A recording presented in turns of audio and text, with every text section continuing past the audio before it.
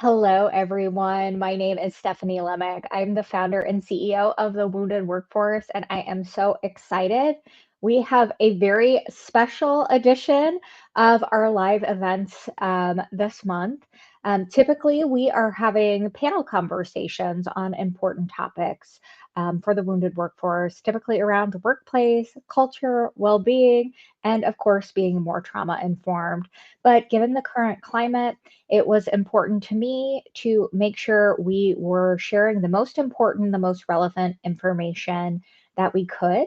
And part of that, and in recognition of Black History Month, which unfortunately some people have politicized, we wanted to make sure and make it very clear that our priority is not only honoring, but also celebrating Black history and Black futures.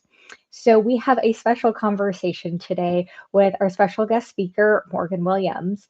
And I am so thrilled. Morgan is an amazing professional, amazing friend. And I'm so grateful that she was willing to join us for this special edition of our monthly panel conversations. So, in this format, we are having a one on one fireside chat. So, we are going to get intimate, we're going to get real, and kind of nothing off the table for Yep. us in this conversation. So we'll go ahead and dive in, but we'll start with some easy questions, if that's okay with you, Morgan. 100%. I'll start easy. So I'm always a big believer that the best stories of someone's career, the best introductions are the introductions folks give themselves. So I would love for you to introduce yourself to our audience and maybe share a little bit about your career journey, especially how you got into HR and into leadership. Yeah. So hello, my name is Morgan Williams. I'm the founder and CEO of Peak HR. It's a training as well as fractional HR company, and a little bit about how I got here.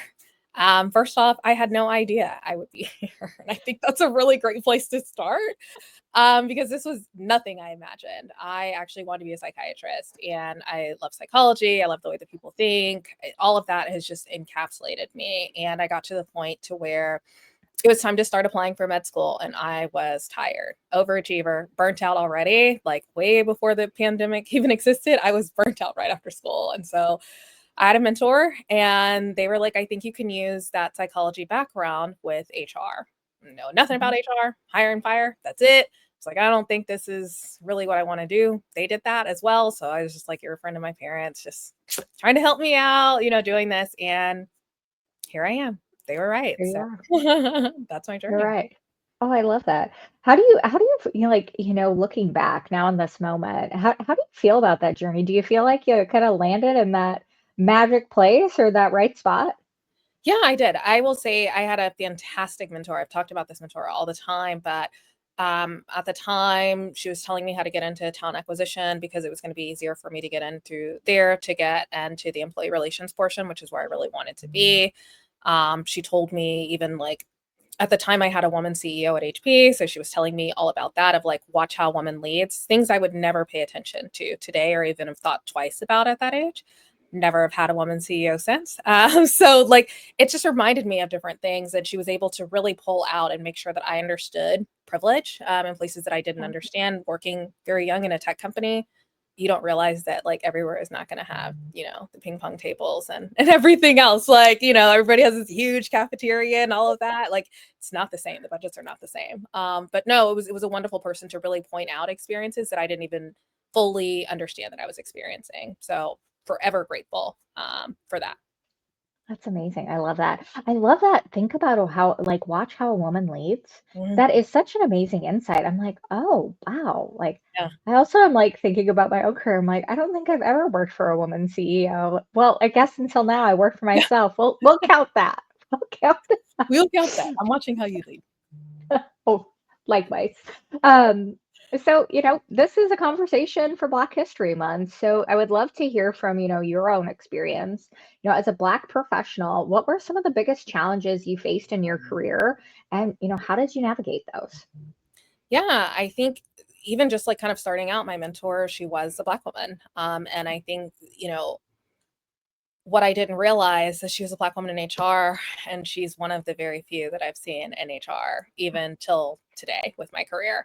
So having that introduction, I didn't realize that this would be like one of the few times that I would run into people that really looked like me. And that changed the course of everything. If anybody knows me, I'm from Texas. And so thinking about like their highly stigmatized racial issues, discrimination, people bring those things up. And if you've never had anybody that understands that or like, oh, like Joe didn't mean it. And you know what I'm saying? Like it wasn't anything like that. I always wanted to speak to somebody honestly that looked like me. I wanted to talk with somebody that could even make that empathetic connection, even if that wasn't the right answer. You know what I'm saying? At that point in time. And I didn't trust a lot of the systems. And so it really changed the way my empathetic approach, how I approach people, things, how I lead, as well as understanding what it's like to bring up an issue that you don't think that other person has dealt with. And so that's why I can really try to meet you there. And psychology works great for me in this field, but also being a mediator, it works very well because I Yeah. can really understand things. I can hear you. And just that active listening skill is huge, but it's completely changed how I do this work. And honestly, why I like to spend a lot of my time in employee relations because I do have health issues. I'm very aware of that, as well as just understanding what it's like to talk with somebody that probably is not in that same space because I want to level set with them. I want to believe them. I want to spend time and, you know, make sure that they understand regardless of the outcome, I hear you. Like that's something really Yeah. important and not something honestly I've always felt like within my own career. So that's something I want to be able to provide to others. That's so huge. I think, I mean, as you're talking about that, you are making me think about Catherine Manning's book, The Empathetic Workplace. And she has this great laser method, but really a core of what it's getting at, and especially in employee relations issues or just, navigating workplaces and all the stuff, people do really want to be heard. Mhm. And how often are we actually not doing the work of truly actively listening and just hearing? Unfortunately, none of us HR professionals have a magic wand, so sometimes we can't really fix things in the way we want to, but we can listen and we can hear people. So I think that's just such an incredible insight. I really love that.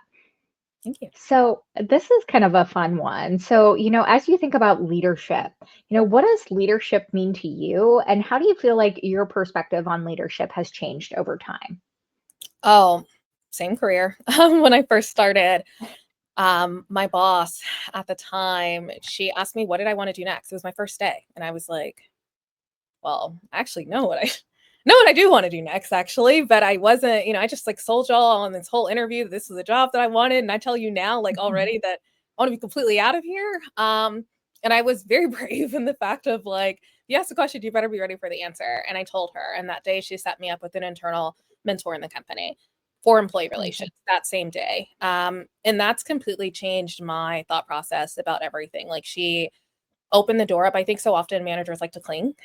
She Uh-huh. embraced it, and so I had so much trust in her. I think she also knew talent acquisition people sometimes they will go into other places. And with that Yeah. being said, she made sure that I knew that from the jump that I could always say something to her, tell her my aspirations and different things that I wanted to lead. I had another great manager whenever it was time.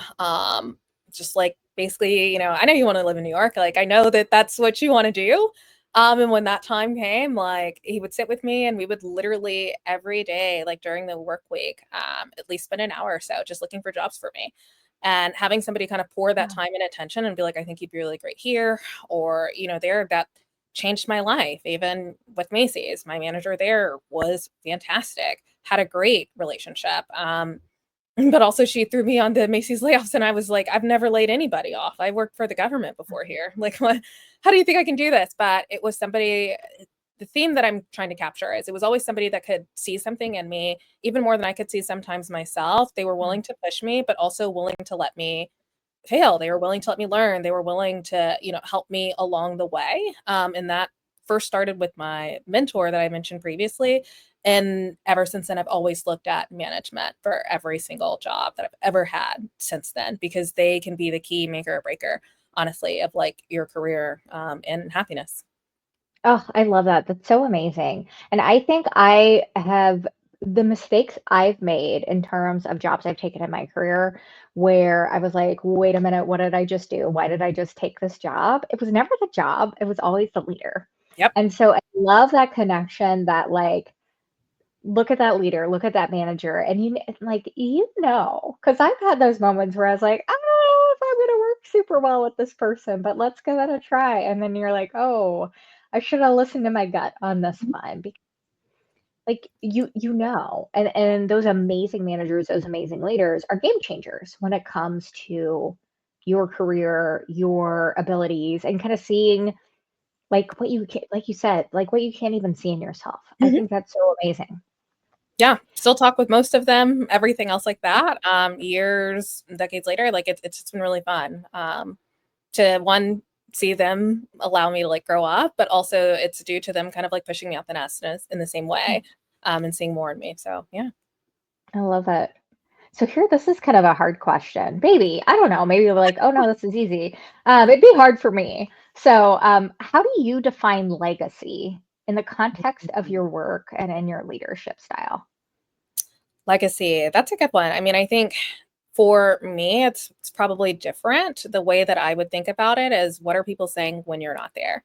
You know what I'm Okay. saying? Like that's how I think of legacy. It's not even everything that you've accomplished. It can be a spirit, it can be, a momentum, it can be all of those things. But once you're no longer there, and I mean literally it could be exiting the room, you know what I'm saying? Like what is that lingering thought or feeling about you? And that's more of how I think of legacy for myself and other people that have impacted me. It's like, how do I feel that they're no longer here and everything else? And I don't mean like through death or anything like that. I just mean physically no longer there. That's how I can tell the impact that they've had on me. When I'm still talking about them in rooms like right now, you know what I'm saying? And, I haven't Yeah, spoke to them at all today or anything else like that. Like that is the legacy that they've defined. And for me, I found a lot of that through management styles. I love that. I think that's fantastic.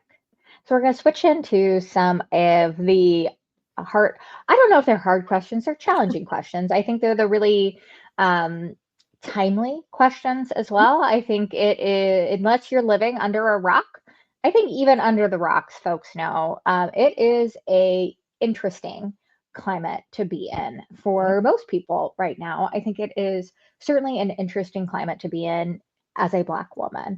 Mhm. So I think, I'd love to spend some time talking about, what that's like, kind of, no holds bar, would love to hear from your perspective, your experience, your peers' experience. What is it like to be a Black leader in today's workplace climate, especially, considering how conversations have changed about race and leadership. Some of the conversations we're seeing change, kind of in real time, including kind of the conversation around DE and I. Yeah. I mean, I think I will just say it's tough. You know what I'm saying? Yeah. Like, I think that's the first easiest answer is that it's tough. I think the other thing is you definitely mentioned DEI, but even I want to say you were in this comment that I saw on like LinkedIn, but somebody was just talking about the toxic um, leadership, and that's not even adding into or they need more, masculine energy. That's not even adding who can utilize that or who can do these things. Yeah. We have the paradox of being a woman as well as being a Black woman. Those Yeah. are each individually challenges on their own. And when you combine those together, it leaves a space to where honestly it's not the same connecting with other women because we still have another challenge. And Yeah. even in our own groups, we have challenges. You know what I'm saying? Because just even going back to the history of slavery, I mean, transparently, is we had people that were in the house and we had people that were outside. And so colorism does exist into our own infrastructure. And then you have people that will get higher up and like burn the rope down to make sure that other people can't. And so, like, not only dealing with this in your community, but also being a woman, having these things, the pay equity or disparity, I should probably say is more accurate. And then also, it's if you don't say something, they're expecting this like powerful Black woman to come in there and say all these things and speak words into people. And then if you do that, then you're the angry Black woman if you have an opinion, or, taking it even to sports, like you should have this big ability because you are Black, like there's Mhm. so many titles and different things that are put onto us all of the time. It's very hard to just exist and be. We are not a monolith. And that's the first thing that I would say. I think the other thing is if we speak up too much, then we're a problem. If we don't speak up enough, we're not that hard working Black woman, that we've been cast off as. And I would say that that adds challenges in here. I think even more so now Transparently, when I think about like my community as Black women and thinking like the election results were devastating, like that's something I've shared Yeah. with you and how I felt Uh, about that. With that being said, it feels like much more in this time right now, we're all taking collective action to take care of ourselves. Like I think our community often takes care of other people, and it's something we think about of how we can help provide or do different things. And I think one thing we realized after the election is who's taking care of us outside of us, yeah. who is taking care of us. And I think that's something that we collectively all kind of came together to think of at one moment and really decided during this time. And trust me, I know that there's a lot of chaos, things going on, but that we have to rest because this is not the end for us. It's Right. definitely not the end. I think the other thing Yeah. is we're also understanding where we have power. We have power with our money, we have power with our choices, the decisions that we make, the companies we want to work for, contract with, do things like those are other things that we are also starting to realize in a world that can constantly put you down. It's nice to remember that you do have some collective power. And I do think that is important. But I think right now, when we talk into an executive workspace, that's probably the most challenging is we're usually the only one that's in Yeah. these organizations. We're Yeah. usually the only one that is in the C-suite, the only one that's VP, the only one, that's in some type of leadership stake. So we don't even have somebody that we can convene with a lot of times. And a lot of times people don't know how to convene with us. We become almost they're scared to talk to us about our feelings or things because they don't want to be embarrassed or want to put their feelings or want to know everything that we think. And it's like I'm trying to process right now. Like I'm trying to process. I'm still a person at the Yeah. end of the day, but I don't think people understand that anomaly with that and that like failure rate that really falls on us. There's a lot of psychological studies that you can read about, but essentially when we're put into leadership stakes and positions and we are the only one and don't have anyone there, we put this extreme pressure on ourselves because we know that you are most likely never going to hire another Black man or woman again if we mess this up. And so it's not even just us doing the work, it's like we're thinking about the collective us coming after it a lot of times, and that puts even more pressure on us, which inevitably kind of sets us up to fail, transparently, especially if we don't have the support structures, there. I have a therapist. I will talk about it all the time. I love my therapist. Like, shout out to her. She is absolutely amazing. But that is a space that I have to offload. It wasn't provided by any company I've ever worked for, but it was something I felt Mhm. that was necessary to talk about things. I have to feel psychologically safe. You know what I'm saying? And so, like, Yeah. not only thinking about the manager, but thinking about these work and environments. I also know managers only have so much authority as well. You know what I'm saying? And so, like, they're shaped by the business. And so that's something that I think about too, but having that pressure on you and trying to perform and in a spot where everybody's wondering, what are you thinking? How are you handling this? What are you doing? It's just Mhm. intense. You know what I'm saying? And I think a lot of us are having these conversations in a silo, like, with our Yeah. community, but in a silo because I think we don't know who to trust transparently. And I, Yeah. I feel very confident, saying that. I think that we saw that and felt that in the election results, and I think that that really got a lot of people to lay back and realize we have to take care of ourselves. If we aren't going to Yeah. do it, who is going to do it? And I think Yeah. that's where we're at right now. And it's to me incredible to hear you say, the investment in self-care, the investment in taking care of myself, taking care of my community. I think it's so important because there's a lot of things that came up for me while you were talking about this. I think, first of all, many of us remember the blue bracelet nonsense that came up right after the election when it comes Yes. to, who you can trust. And I think we do these things where we want to be seen as like a good white person or a good Mhm. whoever or an ally. And like the only way you can establish that is through action. It's just how do you establish trust? How do you establish psychological safety? It's through action, it's through meaningful action. And so to see this, like, oh no, I'm one of the good ones, like, look at my bracelet. It's disheartening to see kind of people jump to that response. It was also really interesting for me, when you mentioned the pressure that you can kind of put on yourself Yeah. when you kind of attain that level, that position, you're the first or you're the only, and kind of that additional pressure. Mhm. I also think there's just like this really weird societal pressure that I Mhm. see, even kind of looking from the outside in, I see around, it's almost like a tokenization of Black women like coming 100%. and saving the day, like Love that. oh, the Black women will save us, and it's like, that's that's a lot of pressure.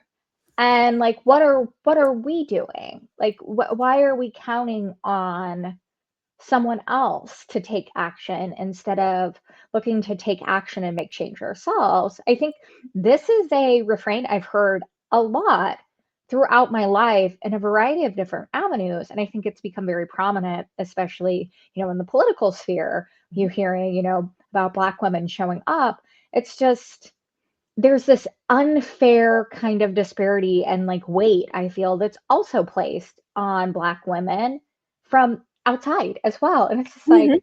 what's this about?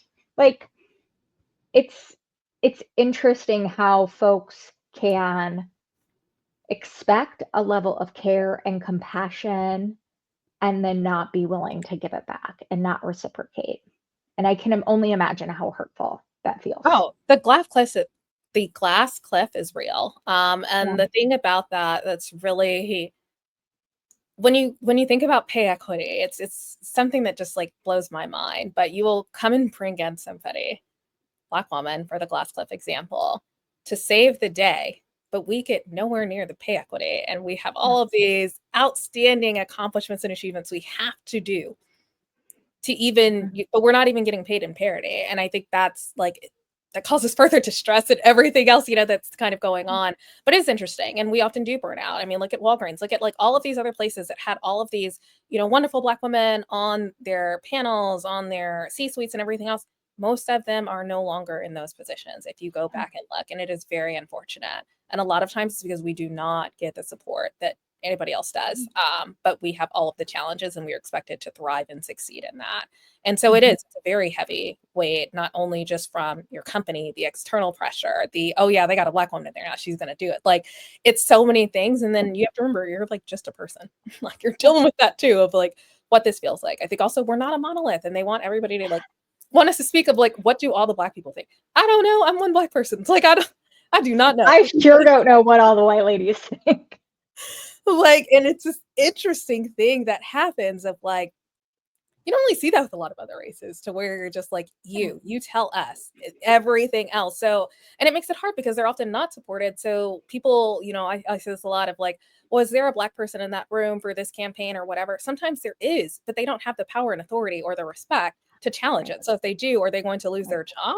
And so you have to think it's not just about putting them in the room, it's about enabling them within the room. Yeah. Otherwise, they're in the room, but they're traumatized in that room of just trying Yeah. to function, you know what I'm saying? And make it through. Survive. Because Yeah. yeah, if I say something that's counter to this, are you going to believe me? Or are you not going to believe me? Are you challenge it? Or if I'm wrong, does it all go away? Right. Like, there's so many pressures that we don't have a chance to really explore into that. So I hope it change. Yeah. Such amazing points that like so helpful to kind of start to think about that in a little bit different way. And I love the point of just because you have someone in the room, like, do they have the power? Do they have the ability? What's all that other, what are all those other things informing their experience Yeah. that how, when, if they can speak up? And, I find myself saying this all the time. Like, safety is important. And part of the reason we all work, where most of us work, is for our own financial safety, to take care of ourselves, our livelihood. Like, we want to imagine these amazing, like, people, like standing up for what's right and like speaking out. But a lot of times those people get punished. Yep. And people who are punished by losing their job and losing their income and ability to care for themselves and their families, like, we don't have much of a safety net Yeah. in this country for that. So I think it's just a really unrealistic expectation. And I think we need to change our conversations and expectations around people. We understand people go to work and take care of themselves and their families. Like, we have to navigate that need for safety and also the nuance of power and power dynamics in a much, much better way, which is a lot of, what I get excited about talking about, of course, when I talk about collaboration and power dynamics in the concept of trauma informed cultures. But, that's a whole conversation for another day. I'm curious. I love the leaning into self care, especially, after all you shared around burnout and all the pressure and all the stress. Would you be open to sharing, some of the things that have worked for you personally when it comes to finding ways to navigate all of that pressure, all of that stress, and finding ways to still recharge, avoid burnout, kind of be that best version of yourself in these really tough times? Yeah, I will be also very transparent. It took time. I think Yeah. initially, like, this is also part of the struggle, honestly, being a Black woman is like, we can handle everything. You know what I'm saying? And so, it took a very long time, even for me to get like a therapist, being very transparent. It was more of like, don't need it, like, we're okay, everything else like that, we can figure it out. We keep Mhm. everything in the family. And I got to a point to where I was like, no, I do need it.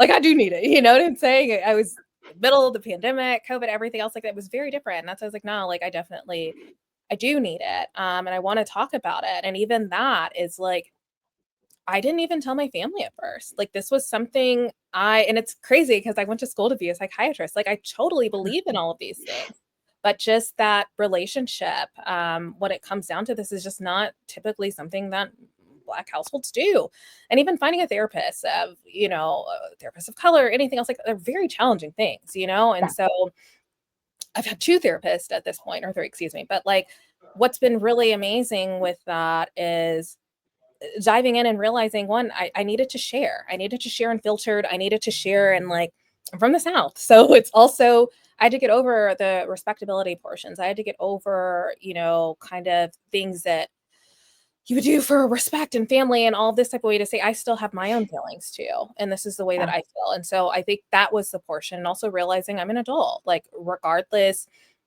yes, I do love my parents and I have them, but I'm still an adult. You know what I'm saying? And those Yeah. are very different in Southern culture of trying to break that out without being disrespectful. Like, it's very hard for me to understand, but I needed a third party to really help me. I think the other thing is I will be quite honest. I'm also epileptic and I have ADHD and OCD. So I take Lexapro, I take Ritalin, you know what I'm saying? And I Mhm. take my seizure medication as Mhm. well.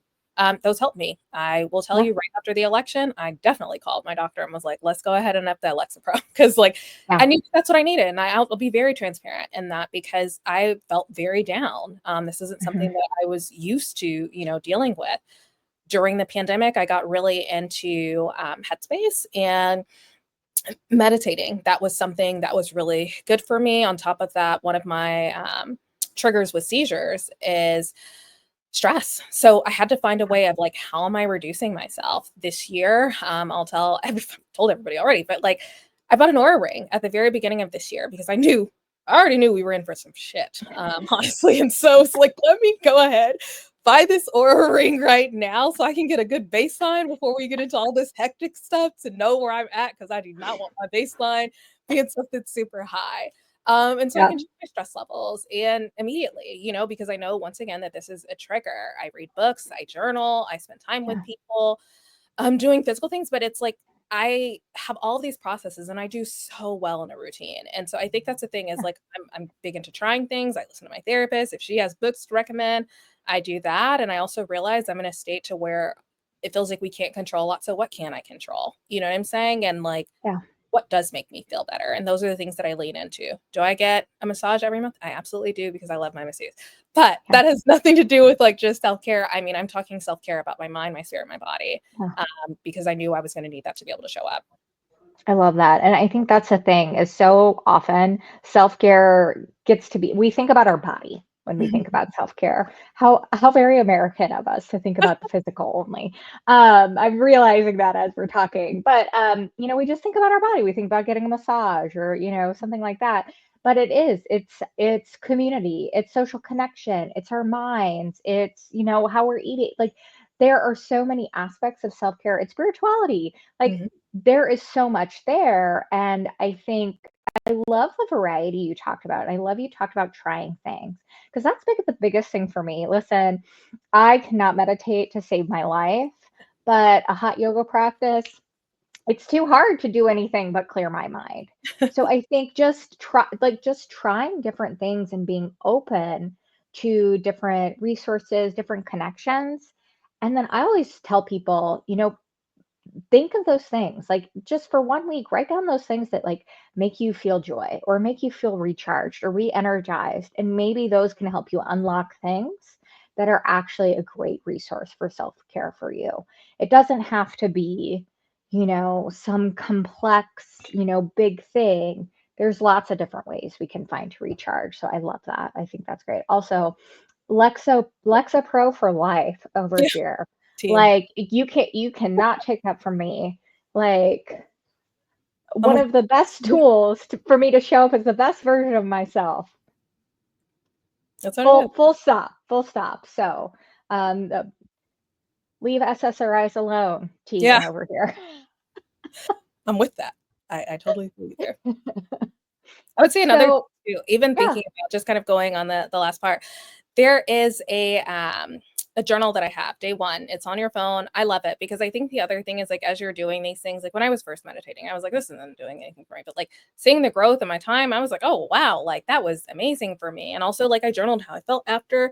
But the cool thing with day one that I really, really like, and no, they're not paying me at all to say this. I absolutely just love this journal. You just love them. Okay. I really do. No, because basically it cascades throughout the year. So that same day next year, you can see how you feel. And I Oh, love that because I'm like moments that felt so huge and I'm like, this is nothing now. Or I really grew from that. This moment that I thought was there. And like I think that's a hard thing. It's really hard to track our growth or even celebrate yeah. our wins. Like I know you and I have talked about this at times. And Yeah.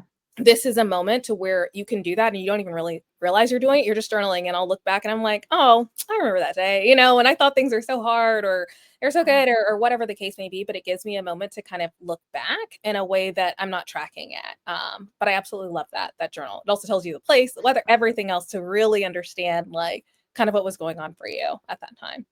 Oh, I love that. Like I'm about to download that after It's this free. call. This is Free. amazing. Yeah, That no, I sounds love awesome. Oh, okay. Great recommendation. Thank you. it. Mhm. So, hopefully folks on this conversation are managers, leaders in their organizations, and they care about how we are supporting, Black professionals, Black leaders in their organizations. So, how can leaders foster cultures where Black employees feel seen, valued, heard, and have access to real career opportunities, career advancement, just a positive culture to exist in? Yeah, I mean, transparently, that's going to be really tricky for a lot of companies right now because honestly, of what happened in 2020, to see this very quick, like, we are all for you and everything else, we didn't trust it then. Most Yeah. people were like, I mean, I was very untrusting of it. And I was like, just wait, like, we'll see. And to be in Mhm. this moment now, those same big brands that were doing this, like, it's going to be hard, honestly. I think Yeah. everything is going to feel like you're being placated because in one moment we're Mhm. adding it, the next moment we're ripping it out. One moment, okay, let's put something in here, and it's like it's a constant pendulum switch, and it's just constantly swinging. And so I think the thing is like investment. Where are you showing investment in us? I think that is a very easy thing to start with. I think also listening and like don't just listen to listen. Like what are you actually going to improve? And if there's certain things that are on the table that you're looking for, then listen for that. Don't start a big listening tour for things that you're not going to be able to do. Otherwise, it just feels frustrating. I think the other thing is, do we even have psychological safety to tell you how we feel? A lot of times we don't. And so I don't know if you're actually going to get good data because who's going to be able to get that? You know what I'm saying? If you Mhm. hear the same person that's removing and adding all these things in here, it's going to be different. I think also consistency. One thing I've seen a lot this month is hardly any Black History Month post. I've already seen a lot of people wondering, okay, well, are they going to do the same thing for International Women's Day? Are they going to do the same thing for Pride Month? Are they going to Mhm. do the same thing for, all of these other collective months that we have? Because ours is one of the first, so we don't know. And there's a lot of fear that's there. And I think one, addressing the fear because so many people don't want to talk about it. Like this is a time when you talk about transparency, Yeah. and where you are, what your businesses are standing upon, what they aren't. Give employees a choice. Like if this is what you're not standing on, stand tall, 10 toes down. Like seriously, that is the type of person I am. Allow me to at least be able to choose the Yeah. environments that I want to be in. Allow me to be able to feel safe. And you hiding the information away from me does not allow me to feel safe. It also, I'm not going to tell you honestly how I feel. Like that's just transparent. We're already used to collectively keeping things to ourselves and talking with our own circles. So trying to do it on a bigger, broader stage without safety is reckless. You know what I'm saying? Like Mhm. we don't get the benefit to fail forward. We don't get the benefit to say, you know what, I trust you and I'm going to tell you all this stuff because we also know we can be walked out the same day. Yeah. And I think that that's something really transparent. I will say, kind of from the other side, as a Black employee, something that I did even when I was in Casper. I remember after George Floyd and everything happened, I wrote a letter to my CPO, and I remember thinking, she could fire me after this. Like, she absolutely could. I told her exactly how I felt. I told her, everything that I wanted for the company, how I felt, the ways that, I tied our mission, vision, values, everything else. And it was in a moment and she pulled me in. And so I'm saying, like, that was a moment for me to also show things. Like, I got to talk with our different C-suite leaders. I got to think about programming. I got to actually help work on the messaging that we were sending out to employees, just because I said how I felt. Yeah. Sometimes, where some people are stepping back. At that time, I knew a lot of my friends that were stepping back. I wanted to step up because I was like, I do not want somebody who doesn't know the messaging to say something like that. I'd rather step up at this point in time. You know what I'm Yeah. saying? Like, I think another reminder, and something that I told her that she said really resonated with her, that she'd never really thought of. A lot of companies say, hey, welcome to this company, come in. There's so many different things you can be. Every time I've Mhm. came into most companies, there was only, at that company, I was the highest Black person at that Yeah. company. And that's what I told her, of like, hey, like, you'll say, like, look what you can be to and aspire. I was like, there's nobody that looks like me. Yeah. Nobody, And so that was something that I brought up, and she hadn't really thought about that. And it was a great conversation for us to have, and Mhm. mutual learnings, and even from like a board aspect or anything. I was like, I am as high as I can see. And so I don't think people understand representation, which is something I Yeah. constantly talk about a lot. But if you've never, I never thought we'd have a Black president, like, just transparently, like, these aren't Yeah. things that I grew up thinking, you know what I'm saying? And these Mhm. are things that I grew up seeing. And so when you don't see these things, it does limit what you can be. You can try and you can push out to believe it. But I mean, we also have people arguing over cartoon characters, very realistically, of like, they can't be this person, everything. Like, Yeah. it's a cartoon. You know what I'm saying? Like, let's get Yeah. over it. But Yeah. whenever you do, you can see somebody, in that type of position, that type of power, at a different level that you've never experienced. It's mind blowing. It changes your thoughts of what you can be. An exercise I've done, and I've probably even told you about this, but like, I'll tell people to close their eyes for a minute, and I'm like, create a whole city. I want you to create a city. Like, think about the buildings, the structure, the, grounds, everything else like that. And after I ask them, what did they see? And then I basically go back through psychology to let them know everything that you have basically dreamed up, it's something that you've seen before. And that gives you the power of exposure. So all those buildings, when you take it apart, you've seen it in a movie, you've seen it in a dream, like, you've seen it somewhere. That's the only way that you're able to Yeah. visualize that. Imagine never seeing somebody in positions you've had. It's life changing. Like, when you really think about that, because it's easy to dream with this fictional city, but when you're thinking about my life, my job, it's very challenging. And so I would say, one, if you're a Black employee and you feel comfortable and psychologically safe, step up, or you're willing to risk it. Yeah. At that time, I was willing to risk it. You know what I'm saying? I was like, I don't know, I'm still Mhm. new here, so I'm not sure, what they will say. But I'm happy I did, because it got me to do a lot of life changing work and to be, a part of some bigger initiatives. I would say the other thing is, like, be like my CPO. She was wonderful. She took a chance. She was able to Mhm. pull me into conversation. She let me explain things from my side, how I see Mhm. things. Like, please, please, please, the donations to these places that we do not see, you have employees that are in your office being underpaid already. You know what I'm saying? Like, start local. We don't always have Yeah. to start in this space that we don't know where any of this money goes to.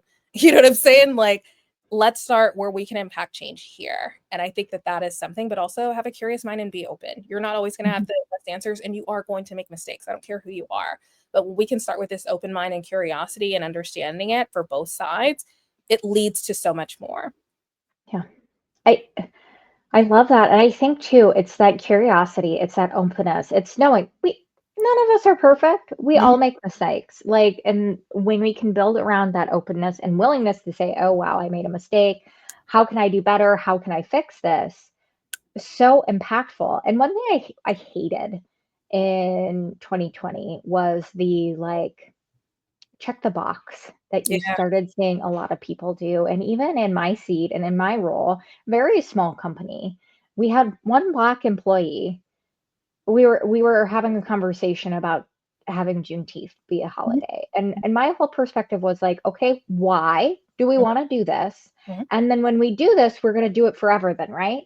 Yeah. Like this forever Mhm. is meaningful to our organization, and we are going to forever honor Juneteenth as a holiday, right? Because if we step back, you have to understand that message that's creating.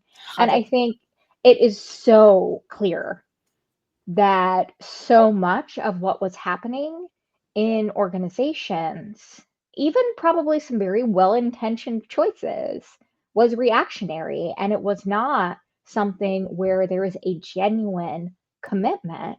And like you said earlier, that transparency around the why and this is who we are and this is what we're holding to, and letting people make those choices, Yeah. not what, kind of way the wind is blowing, because Mhm. certainly we're seeing the wind blow in a very different direction Yeah. currently.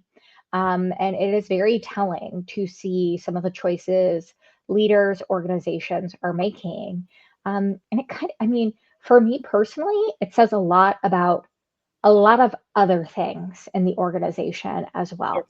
It does a lot around, for me, eroding trust in the organization, because how firm really is your commitment then? Yeah. Is if you're willing to make a commitment this big and then walk it back.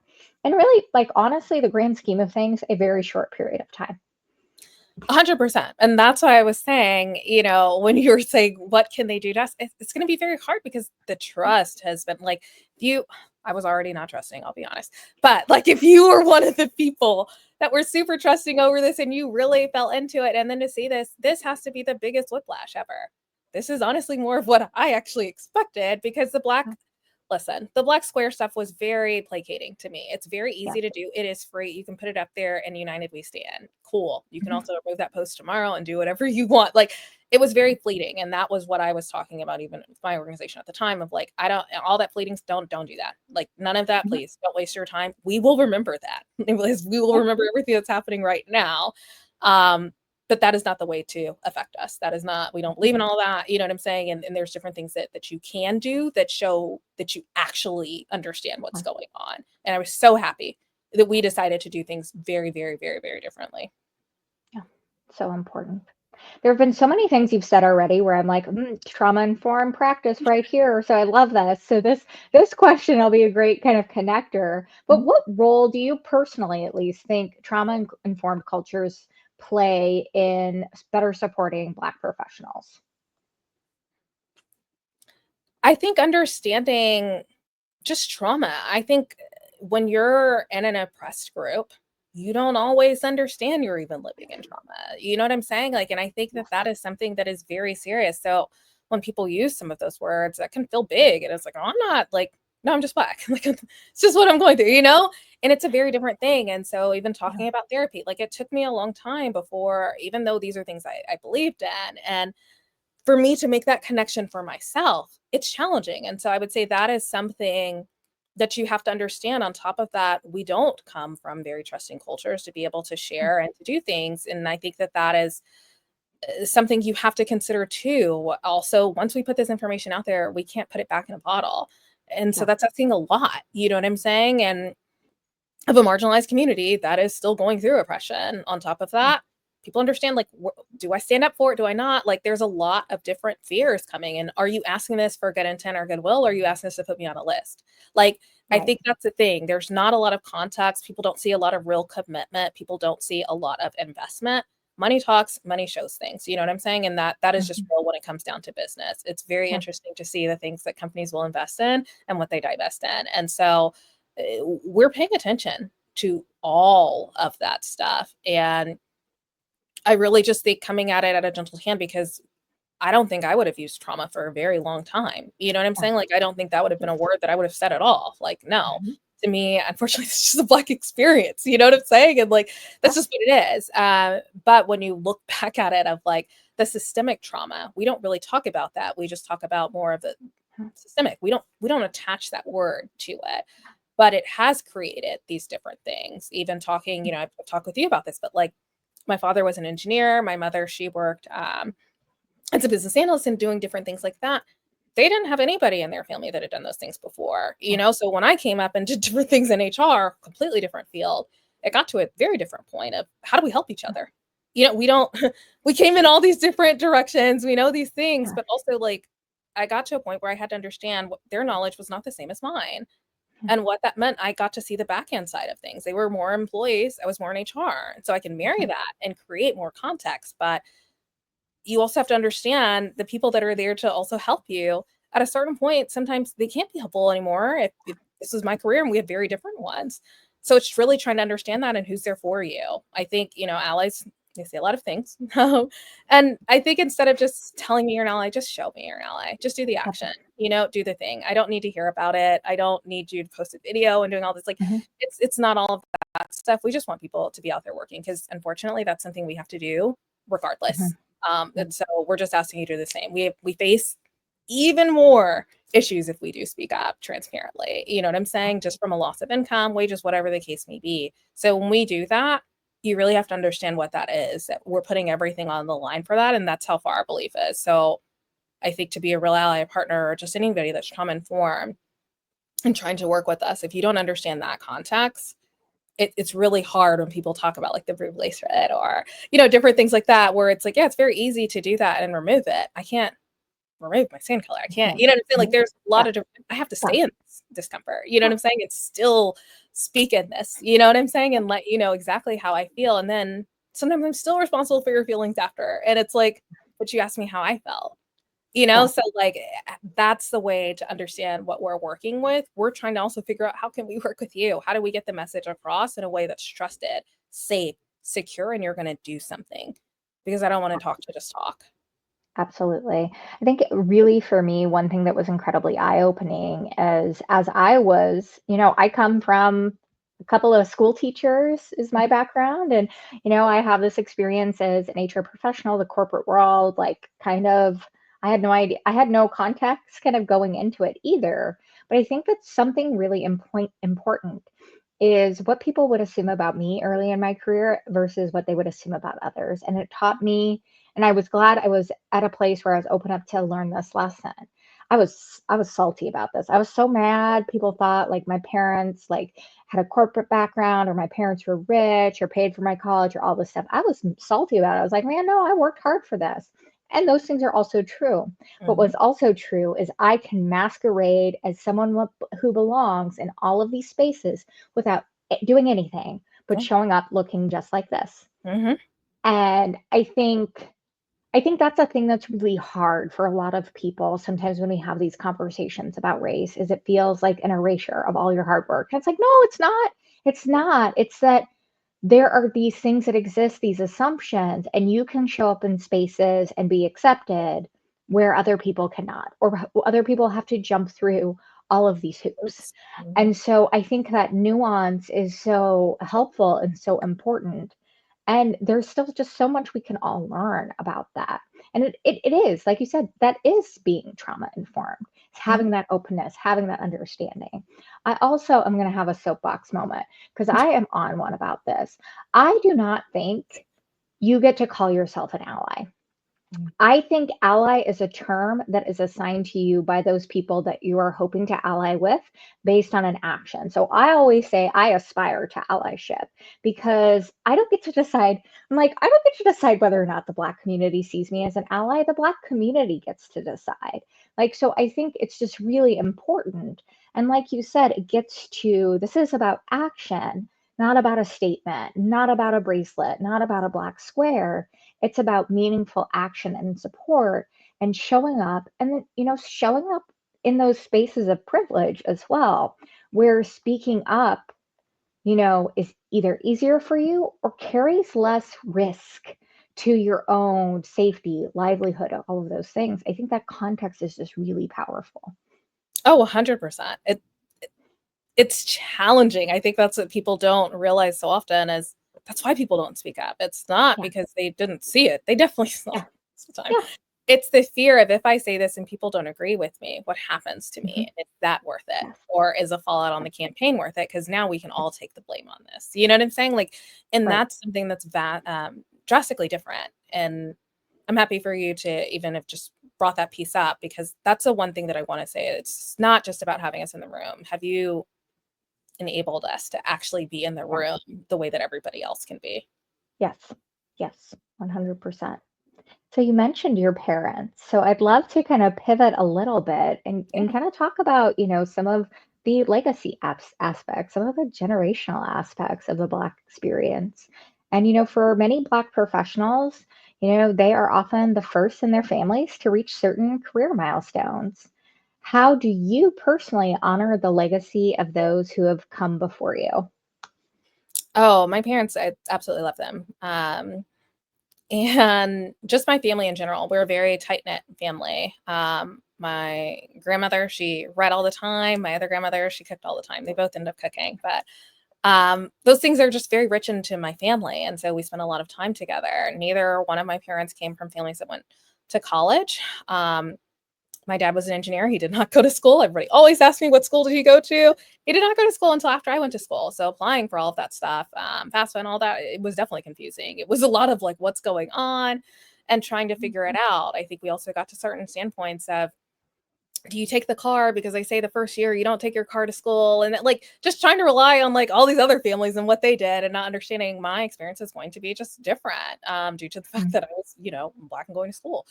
I would say the other portion is just career advice. For instance, my parents weren't taught about mentors and stuff like that, when just internships and getting them through all these different things. Like these are things I was learning honestly around my peers. And I was like, oh, well, maybe I should be doing that, in this type of way, because we were all learning together. That's what I will say. Like my tenure during school, my parents, their names have to be on those degrees too, because like we were truly learning together and of like how to function in here, understanding the cost. Like those are just drastic things that you don't think about at the time, and then they hit you. I think the other portion is just like going through career help and doing different things. Out of respect for my family, like I know that they absolutely loved me and like they wanted me to stay in Texas. That was not my desire. And so I remember just thinking, even about moving, I did not tell my family until I had already gotten a job in New York, moving, everything else. And I was like, this is what I'm going to do, because I knew that they would tell me out of safety, you know what I'm saying? And trying to mhm, protect me of like, these are the things. But I got to a point to realize of like, well, I'm actually the only one that has lived out of state by now. So I actually do have a better grasp on what this is. I can build a budget, and I understand it's a balance between safety as well as the balance between like living your life, and right. understanding the different things. I'll never forget my first day that I started or moved to New York. My grandmother basically wrote me a note saying like I lived her aspirations of doing different things she wished that she had done. You know what I'm saying? And it's like, heartfelt stuff of like, it was just raising a family and trying to get by and get through. But now I have the time to really focus on a career. Those weren't things Mhm, I ever really had the privilege of doing in the same way that I did, or getting to travel and have some of these experiences. And so you carry that weight with you. You share it yeah, in regards to, some of the wins and the different things that you're getting to experience. But I think it's also the collective knowledge. You better believe I tell, anybody that's coming up about internships and mentors and how important that is. I'm such an advocate for Black women and trying to help them excel in different areas, because I had a Black woman, not only just my family and my mother, but like obviously my sister, but like literally a Black woman mentor. You know what I'm saying? And so like I had that somebody that was pouring into me that also let me know, hey, it's going to be different. Also, how to fight for the equity, how to understand your mm, worth in a world that doesn't always see it. You know what I'm saying? And so there's a lot of things that have to come out of there through intergenerational language, but as well as trying to decide and make a name and stuff like that for yourself. It's very challenging having conversations, because my family, they wanted all the safe things for me. I'm literally running a company right now. Like, no, this is definitely not their desire on any of this, because it's not the safe thing to do. Working as a right. contractor for EY was not the safe thing to do. I did all of those things because I wanted to. Mhm, Working for startups, everything. And so I think it's that balance that you have of trying to respect your family, the norms, everything that goes on, but as well as like living your own life and trying to not let that generational trauma of not having that safety net or not yeah, having anything to fall back on really impact you as you're trying to cascade forward, because like honestly that's always on our backs, and things that we're thinking about, and a part of my own family's thoughts of the things that I do, that is a part of their safety, you know what I'm saying? yeah, But now we actually have a family home, you know what I'm saying, in a whole other different way that I could always go back to should anything fall apart, in ways that we mhm, haven't had that, you know what I'm saying, or they didn't have that before. yeah. Oh, it's so true. It's amazing. So I'd love to ask, as we're starting to wrap up, you mentioned, the importance of a mentorship, the importance of kind of, you know, paving that way forward, Yeah. for Black leaders listening in, how can they ensure that they are helping pave the way or leaving a meaningful legacy for those coming behind them? Opening up doors, like, finding the mini you, whether it's in your organization or outside of it, you know what I'm saying? Like, that my mentor was never in my organization, you know what I'm saying? Like, Mhm. she's the one that allowed me to have so many different doors opened up just because she spent time with me and talking to me, telling me things that I wouldn't experience until later, and so, just taking the time, I was a part of Big Brothers Big Sisters, but, like, that's all of those things is like nourishing younger individuals that look like you. I think is really important so they can see things and see what we can be because I didn't know anybody in HR, you know what I'm saying, that looked like me. So how can you open the door to give them if you're an engineer, I have a great friend, she's an engineer, a black engineer.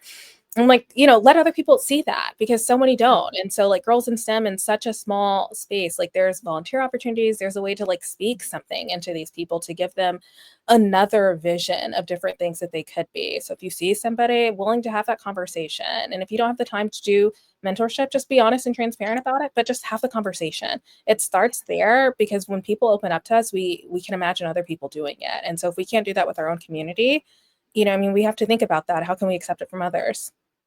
Absolutely. I love that.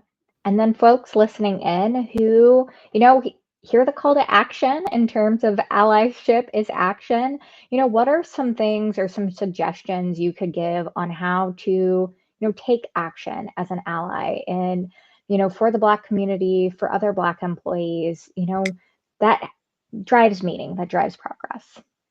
Yeah, I will forever say, be like my CPO. I just think she was wonderful in a moment that I felt so vulnerable. I mean, I'm not gonna lie, like I cried writing that note. So for her to respond in such a way to pull me into rooms to advocate for me, one of my Casper co-founders, he was wonderful in that type of way too, of just letting me know like the things that he didn't know. Not only did it validate the things that I knew, but it helped me feel like people wanted to listen and learn. In a space to where it hasn't always felt like that. So having that capacity to ask questions, you don't have to have all of the answers. I think that that is the beauty of this, right? Is like we're sharing our experiences and why these things don't match up or why this falls on deaf ears or why we feel this way. Those are things we talk about in our community, but not necessarily outside of it. So thinking about that before you just go out there and put that note or whatever, please run it past your ERG if you still have one. But like different things like that or get some feedback. And it's Yeah. not to utilize them in just these moments either. I think that's where that's the tokenization. It shouldn't Mhm. be that. You know what I'm saying? If you're going to utilize this person now, you need to think of them in a mission critical way of continuously utilizing them because that's how much of a voice and important that they are. It should just be a one off on that type of way. Yeah, I love that so much. And I do. I want to call myself out. I shared a black square on my Instagram and it's still on my Instagram. And I listened and I heard, yo, Stephanie, this wasn't it. And I left it up there because I knew, hey, I was trying, but this wasn't it. And I took that Mhm. feedback. So if you are a person and you wanted to do blue bracelet, if you were like me, you did the black square, you know what? It's okay. We don't always get it right as allies, but we can always do better. And like you said, Morgan, having that openness, being willing to learn, being willing to hear is so important. And I think if we really lean into that space, we can still do so much and we can get past this current climate to something much, much better for everyone. So I just want to say thank you so very much, Morgan. It means the world to me, that we were able to connect and have this conversation. I'm so grateful for you, the work you're doing with PKHR, for your friendship and leadership, and look forward to having you on future conversations. Always happy to join you, Stephanie. And we're all going to get it wrong at points. Even me being Black, I will. And so, like, that's the other thing. If we can start taking that pressure off of ourselves that we're going to get it wrong, Yes, people want to see effort more than yes, anything. And the accountability, tenfold. Like, we yes. love it. So don't put too much pressure on yourself. Absolutely. Well, thank you so much. And thank you to everyone who joined in. Until next time, be well.